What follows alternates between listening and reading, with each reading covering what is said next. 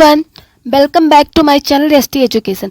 अभी तक हम लोगों ने बायोलॉजी 11th का जो फर्स्ट चैप्टर है द लिविंग वर्ड, इसमें सिर्फ फर्स्ट लेक्चर को कंप्लीट किया। अब सेकेंड लेक्चर की बारी है, that is on the diversity in the living word. तो चलिए हम स्टार्ट करते हैं। एनसीईआरटी की लाइन में आते हैं कि क्या दिया हुआ है एनसीईआरटी में, ठीक है। If you look around you will see a large variety of living organism, be it potted plants, insects, birds, your pets or other animals and plants। ठीक है, अगर हम अपने अराउंड देखें तो आप लिविंग ऑर्गेनिज्म की बहुत सी वैरायटी देखेंगे। ये variety potted plants, insects, birds, your pets and animals and plants हो सकती है, ठीक है। There are also several organisms that you cannot see with your naked eye, but they are all around you। ठीक है, जिसको आप क्या कर सकते हैं, बहुत से ऐसे ऑर्गेनिज्म भी होते हैं जिन्हें आप नेक्ड आई से नहीं देख सकते। ठीक है, नेक्ड आई मतलब क्या होता है कि नंगी आंखों से आप नहीं देख सकते, बट आपके अराउंड ही होते हैं। ठीक है, वो चीज़ें आपके अराउंड होती है लेकिन आप देख नहीं सकते। If you were to increase the area that to make observation in the range and variety of organism that you see would increase. ठीक है, अगर आप यदि आपने ऑब्जर्वेशन के एरिया को, ठीक है, ऑब्जर्वेशन के एरिया को इंक्रीज करते हैं तो आपको ऑर्गेनिज्म की वैरायटी दिखाई पड़ेगी। ठीक है, obviously if you were to visit a dense forest you would probably see a much greater number and kinds of living organism in it. ठीक है, यदि आप किसी डेंस फॉरेस्ट में जाएं तो आपको लिविंग ऑर्गेनिज्म की लार्ज नंबर एंड उनकी कई वैरायटी दिखाई पड़ेगी। ठीक है, each different kinds of plants, animals or organisms that you see represent a species। ठीक है, प्रत्येक प्रकार के प्लांट्स हो गए, एनिमल्स हो गए, ऑर्गेनिज्म जो आप देखते हैं किसी एक स्पीसीज को रिप्रेजेंट करता है। ठीक है, किसी एक स्पीसीज को रिप्रेजेंट करते हैं ये सब। The number of species that are known and described range between 1.7 to 1.8 million. ठीक है, जो आपका नंबर हो गया अब तक नोन एंड डिस्क्राइब्ड स्पीसीज का जो नंबर है 1.7 मिलियन से लेकर 1.8 मिलियन तक हो सकता है।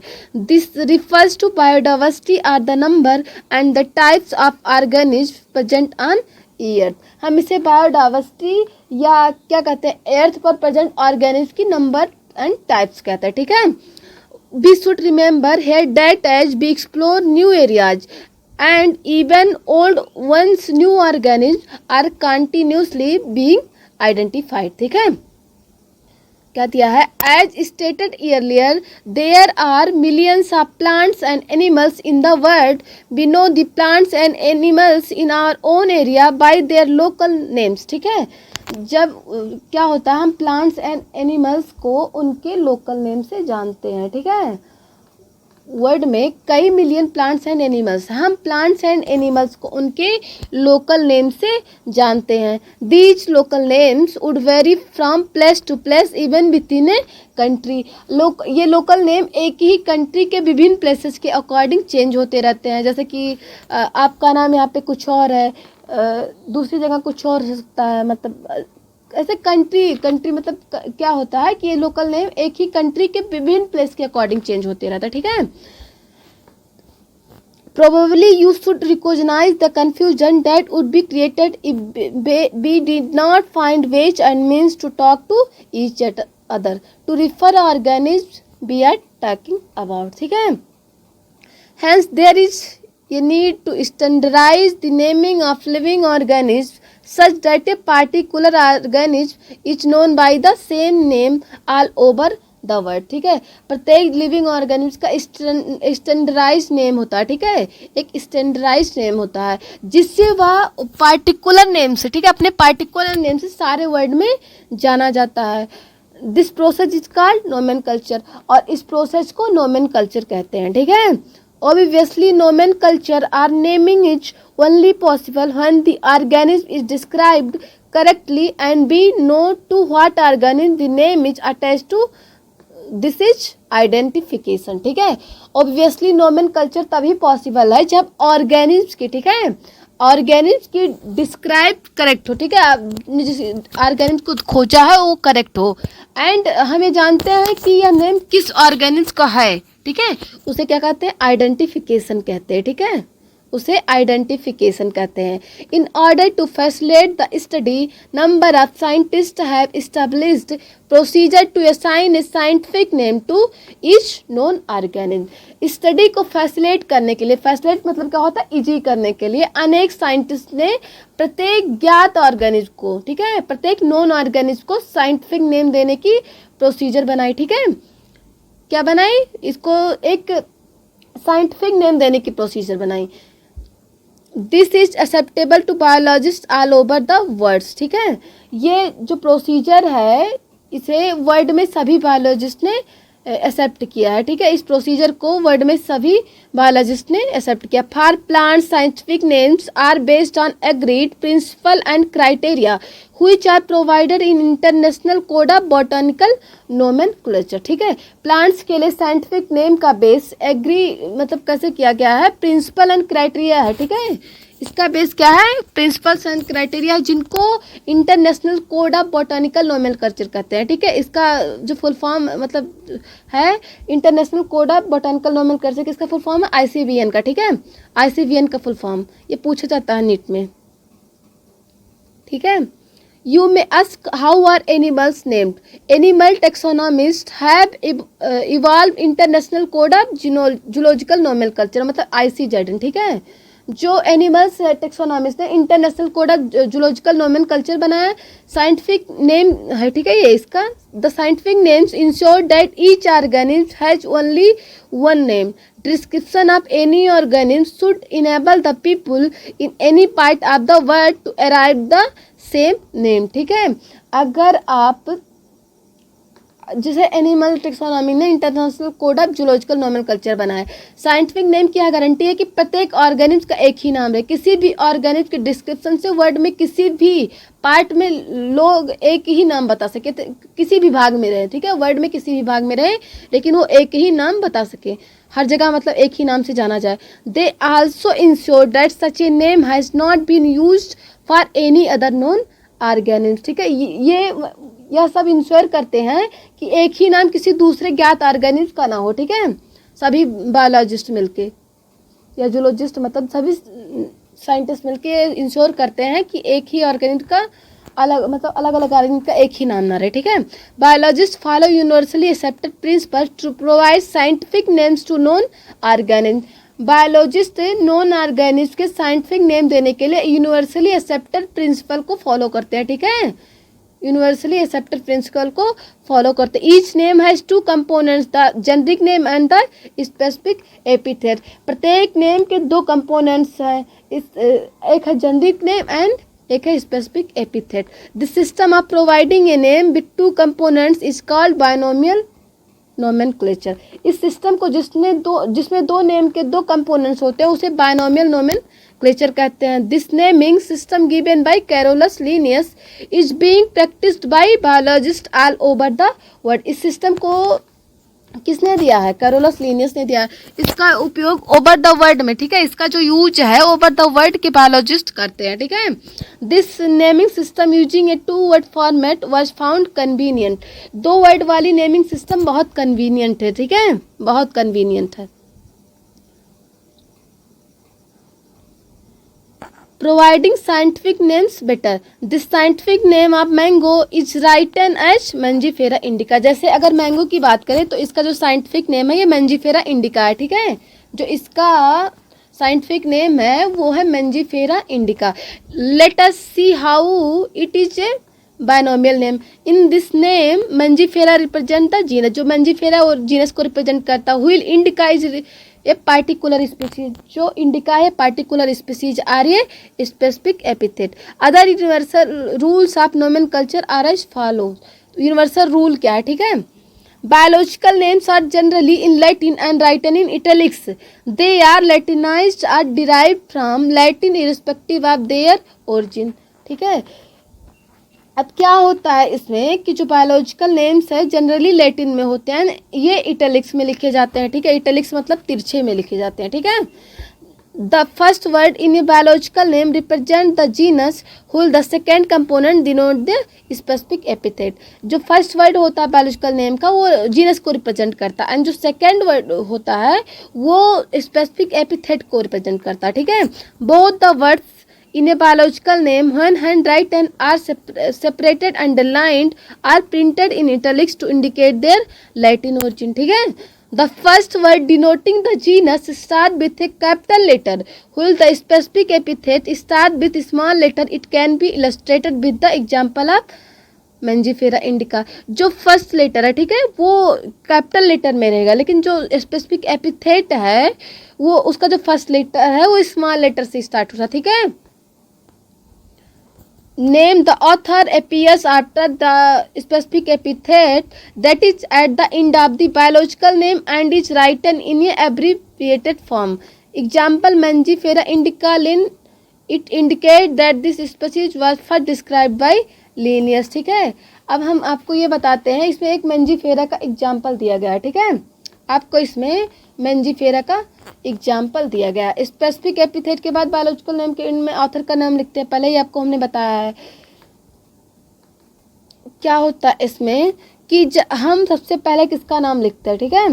हम मंजीफेरा इंडिका में सबसे पहले देखेंगे कि सबसे पहले at the in the biological name and is written in abbreviated form में, शॉर्ट फॉर्म में लिखा जाता है, ठीक है।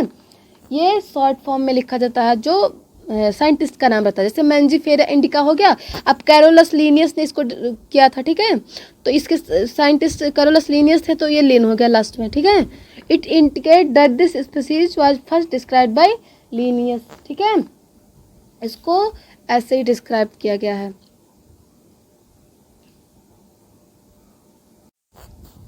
Since it is nearly impossible to study all the living organisms, it is necessary to devise some means to make this possible, ठीक है। सभी ऑर्गेनिज्म का स्टडी करना इम्पॉसिबल है, इसीलिए ऐसी डिवाइस बनाना नेसेसरी था जो इसे पॉसिबल कर सके। दिस प्रोसेस इज क्लासिफिकेशन, इसको क्या कहते हैं, क्लासिफिकेशन कहते हैं, ठीक है। इस प्रोसेस को क्लासिफिकेशन कहते हैं। Classification is the process by which anything is grouped into convenient categories based on some easily observable characters, ठीक है। क्लासिफिकेशन वह प्रोसेस है जिसमें कुछ इजी से ऑब्जर्वेबल करेक्टर के बेस पर, ठीक है, कन्वीनियंट कैटेगरी में किया जा सके। जैसे इसका एग्जांपल क्या हुआ, ठीक है। Be easily recognise group such as plants or animals or dogs cats or insect. हम plants and animals, dogs, cats, insects को सरलता से पहचान लेते हैं।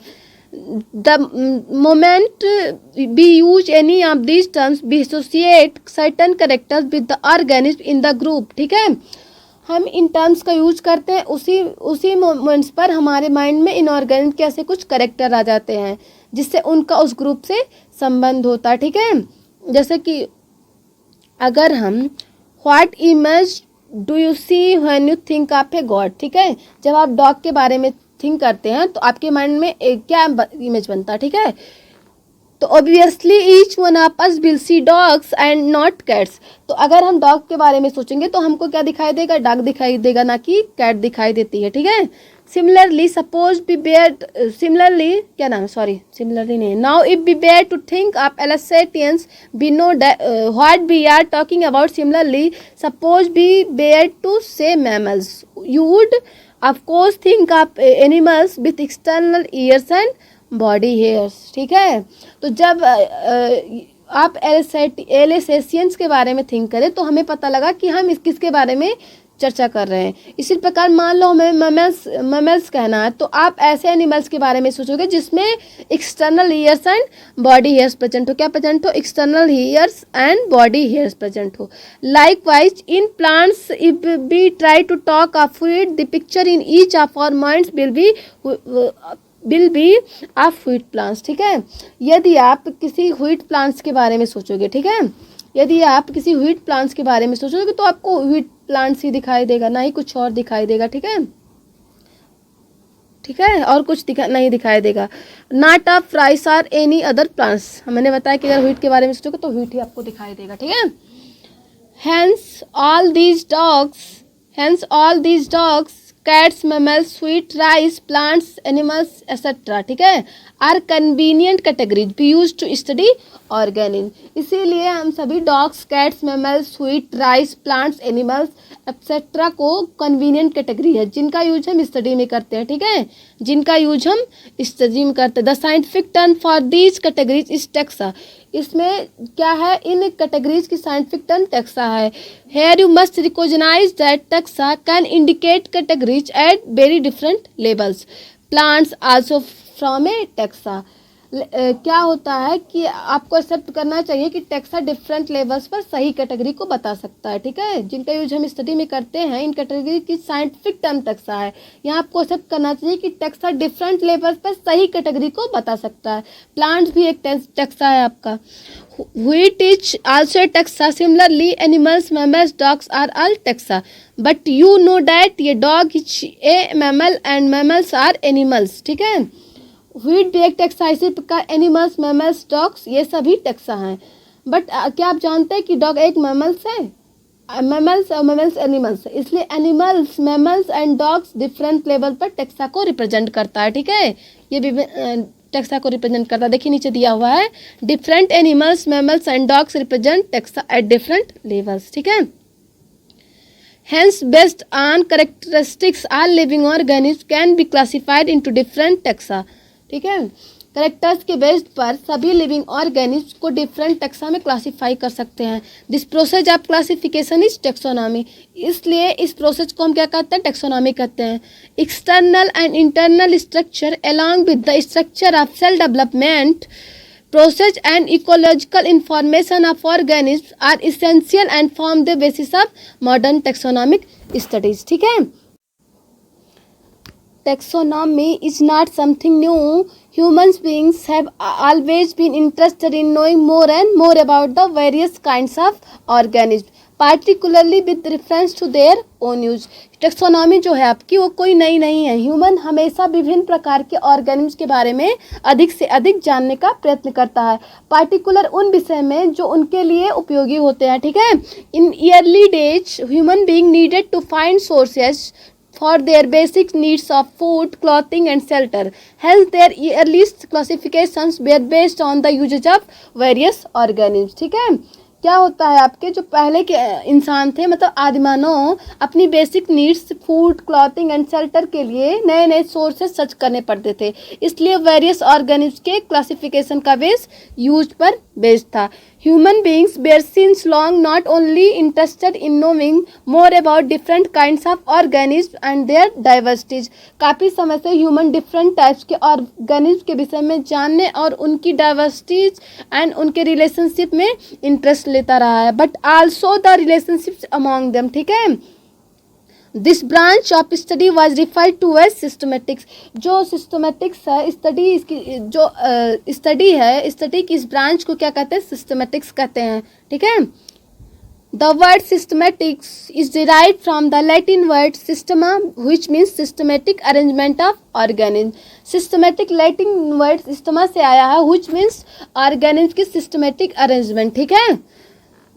Linnaeus used Systema Naturae as the title of his publication. जो लिनियस ने अपने पब्लिकेशन का टाइटल सिस्टमा नेचुरी यूज किया था।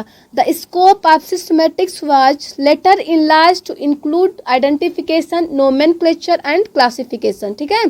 Systematic takes into account evolutionary relationship between organism.